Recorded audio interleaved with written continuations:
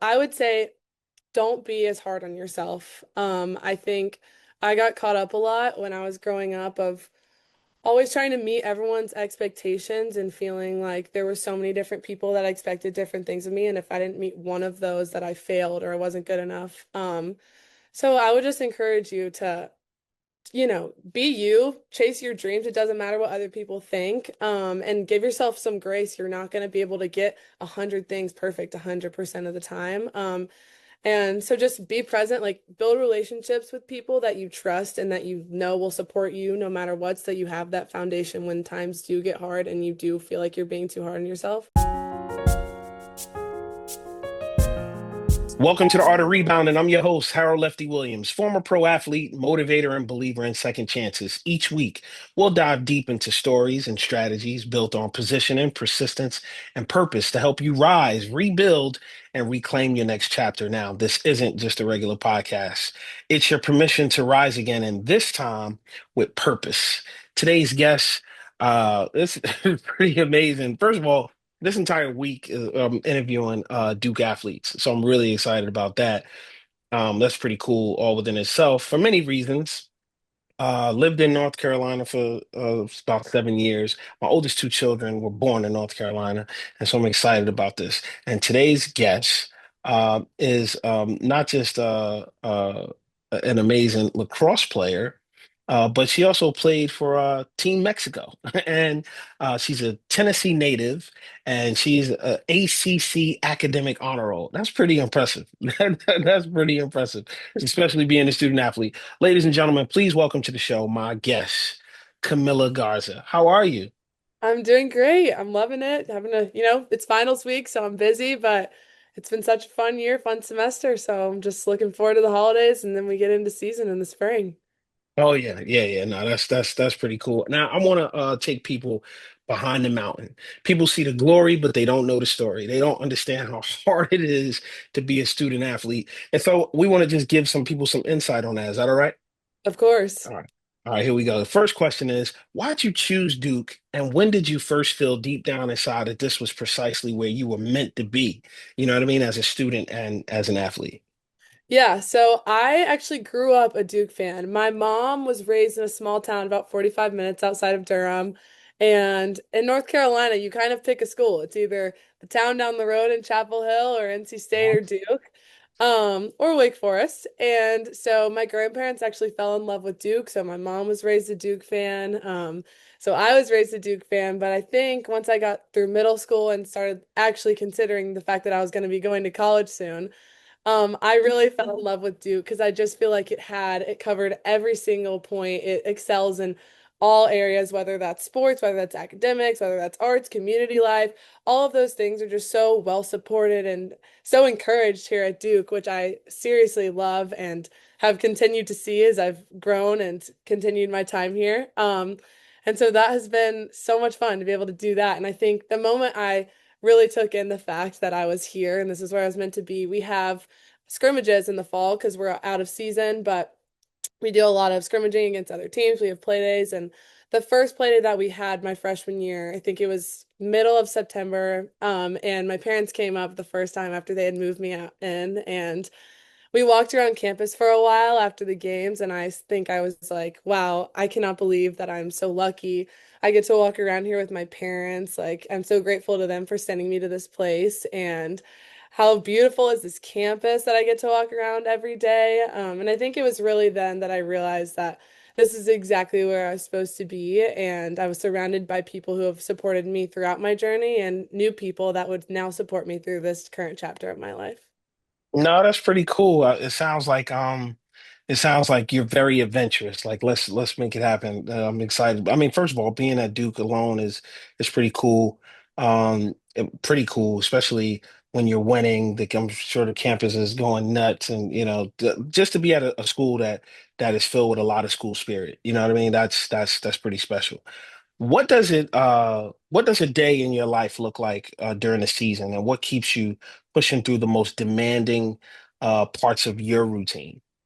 Yeah. So in season, we have practice in the afternoons because normally we play games in the afternoons or at night. So I wake up, I normally have class from 8 a.m. to 1 p.m. On a normal day, and then we'll practice from anywhere from like 2 to 6. That's generally where we kind of stick to, and that includes we'll go to practice, maybe we'll run, maybe if it's a pregame practice, we're just walking through plays, figuring things out. But normally in a normal practice, we're running, majority is practice, scrimmage, all that, and then lift after. And then after that, we have a dining hall that a lot of the athletes go to. So we'll go grab dinner, it's probably around 6, 6:30, and then after that, it's back to the library, back to your room, wherever that is best for you to do work and get ready for the next day. Oh yeah, no, that's great. Now listen, today's episode is brought to you by Honeybee Hot Honey Hotness with Harold Lefty Williams. Who else? I mean, come on. I mean, Come on. come on. I mean, come on. Shout out to Creative Fire Kiln and Kitchen for this amazing collab. Now, back to the interview. What's your favorite moment at Duke, and why does that moment stand out? And especially, why is it especially meaningful to you?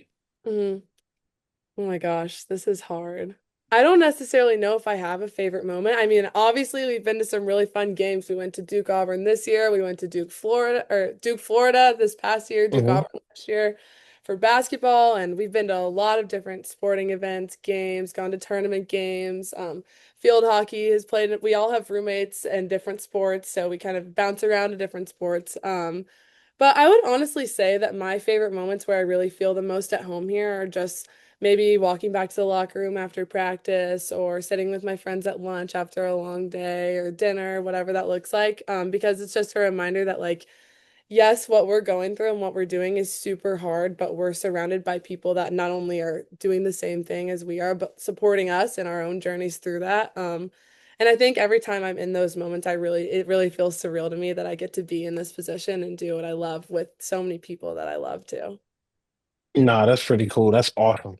What is something about being at Duke and being a Duke athlete that people on the outside often don't see or understand? Um, and how has that shaped you in terms of your growth as a person at the university? hmm I think this goes for a lot of athletes, but I think at Duke in specific, there is definitely a level of perfectionism that's expected from you in all aspects, whether that's sports or outside of sports. And it's a very competitive culture here because obviously we are at an amazing place. And I think it pushes you to be better. But I think as far as Duke athletics, I think, and athletes in general, the mental game is not talked about enough. Hmm. I think that sports take out a lot of mental energy if you let them or if you don't frame them in the right way. And I think that you're kind of expected to be on 24/7 at Duke, whether that's in the classroom, on the field, in your social life, everything.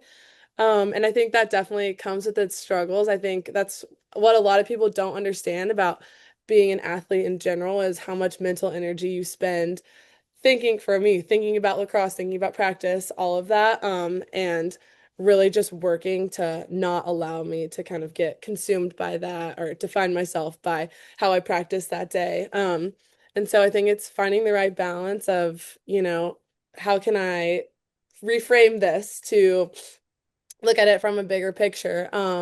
But also like how can I give my best in everything when I am, tired or when I show up and I'm exhausted, my body hurts, whatever that may be, or maybe I have an exam in the morning and then I have to reset because I've practiced in the afternoon or vice versa. And so I think yeah, the mental side of athletics, I think, is something that a lot of people probably don't understand unless you're in it because it is a grind and you already are given limited time given the fact that you have class and practice that takes up the majority of your day. But on top of that, you're expected to put in extra work outside of practice, whether that's running, what for us like wall ball, or even if that's like film, and then staying on top of school, going in to see teachers, office hours, all of that.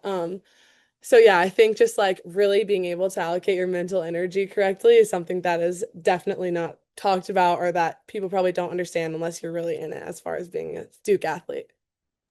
Now, I know for a fact when I was in college, I learned early that I had to pay attention to lacrosse games because I would sometimes go volunteer to be like what's the correct term?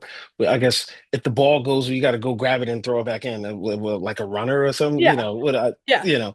And I realized I was like, whoa. like these athletes are the real deal. I didn't realize how fast you can throw the Oh ball over yeah. the, and then start cupping and go. I'm like, yo, this is like this is really cool. That was It's my first crazy. introduction to lacrosse. I hope that you are enjoying the art of rebounding. Do me a favor. I need you to hit that subscribe button. Also need you to like, comment, share. Do it for me. Do it for your boy, Harold Lefty Williams. Always remember, dare to dream.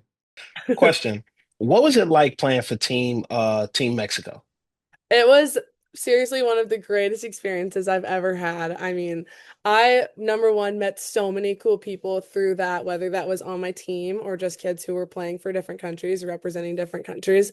But also just amazing to be able to represent my family in that way. And we played this past summer in the Paula World Cup qualifiers. And so we just got to play so many different teams. And it's cool because you see girls who you've played in college and they're representing different countries. And so you kind of get to like see them in a different light. And I think obviously playing for a college team is amazing and you represent so much. But when you play for a country, there's just so much that you understand that you're representing and so many more people that you know are backing you up and supporting you. And I think that was just an incredible experience to see the support that we got from families and from outsiders who we've never even met. Like I got Instagram DMs from people being encouraging and it's just things like that. Like you don't even know that how many people are watching you until you're put on a stage like that and you realize like, wow, all these people are here and supporting me and loving me behind all of this. So yeah. No, I think that's pretty cool. Listen, someone's listening to this.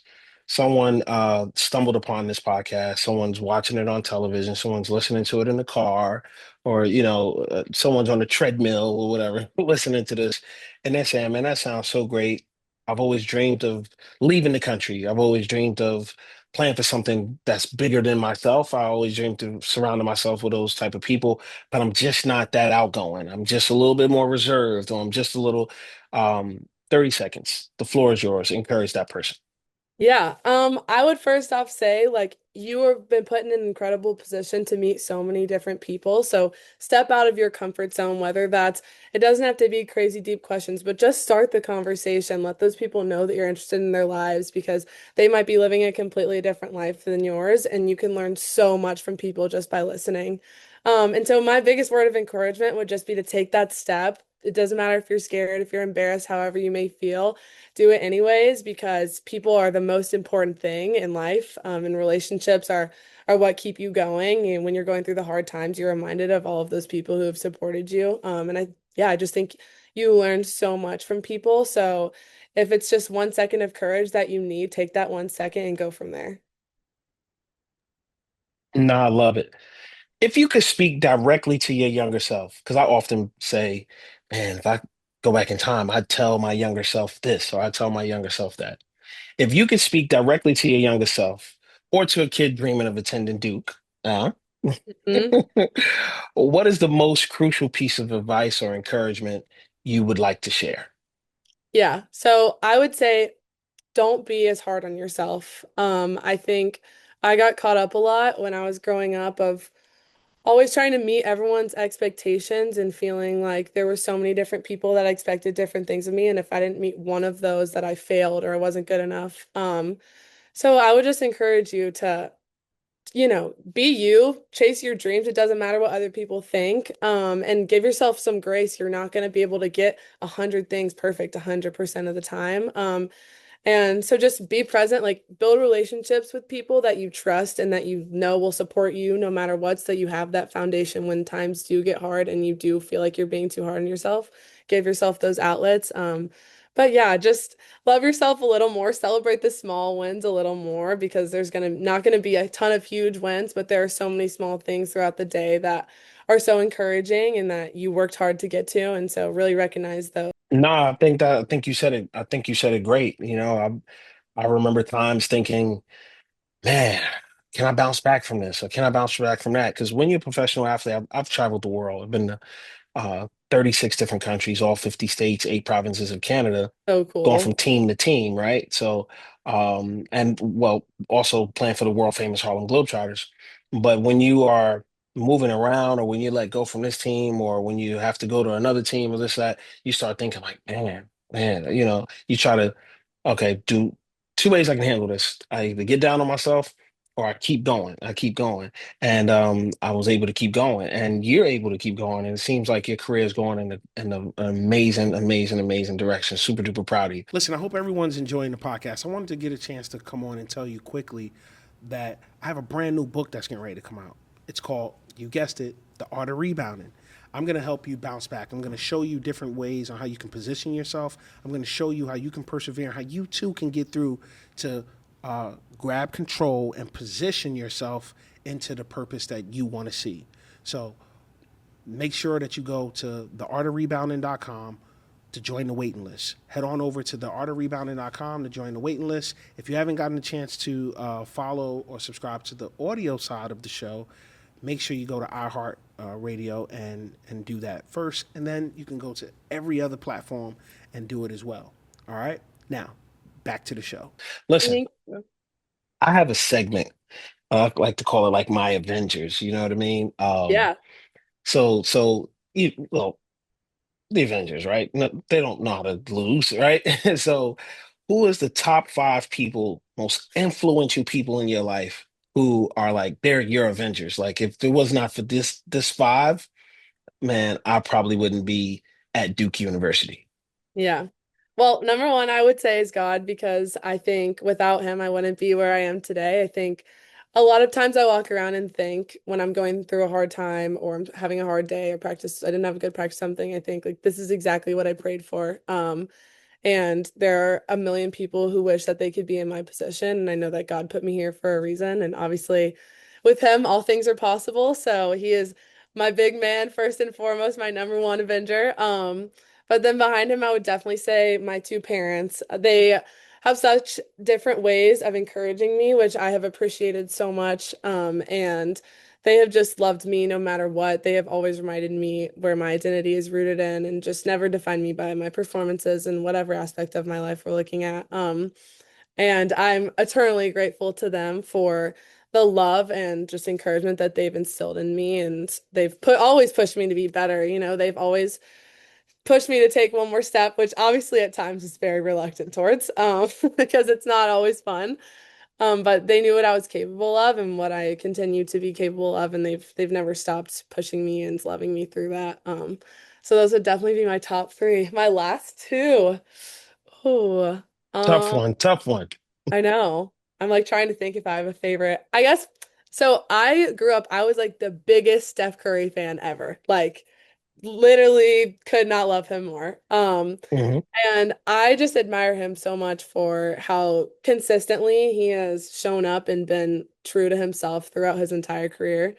And always kept his family first. I think that, professional athletes they have a lot of power because their name's everywhere. And I feel like he's really stayed true to himself and to his faith. And I really appreciate that. And he has continued to be one of my heroes, one of the people I always look up to in sports. And growing up, I actually wanted to be a basketball player. So that was like, he was my Okay.